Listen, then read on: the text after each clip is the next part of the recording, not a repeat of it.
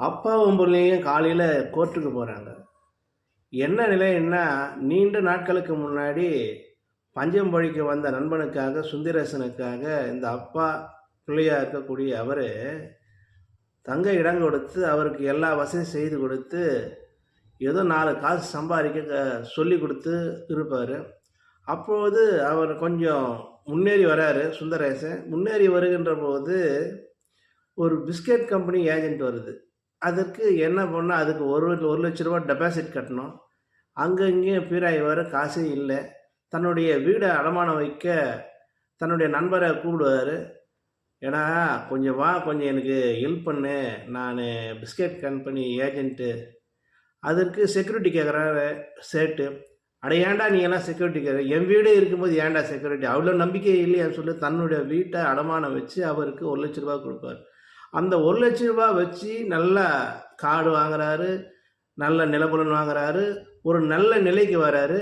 ஆனால் சேட்டு notice அனுப்பிச்சிடுவார். Notice அனுப்பிச்சோம்னா, ஏண்டா சுந்தரேசா எனக்கு நோட்டீஸ் அனுப்பிச்சிட்டாங்க, ஏன் அப்படி இருக்கிற, கொஞ்சம் ஏதாவது பார்த்து அந்த பணத்தை வட்டி கட்டிட்டானே, இல்லையாவது அந்த வீட்டையாவது மீட்டு எனக்கு கொடுக்கத்தானே.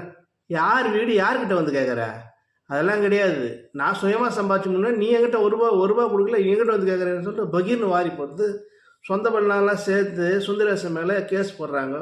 கேஸ் போட்டு கோர்ட்டு இழுக்கடிக்குது. நாள் கணக்காவது, வருஷ கணக்காவது. ஒரு நாள் தீர்ப்பு வருது. தீர்ப்பில் எதிராளியும் வராரு, கூண்டில் நிற்கிறாரு.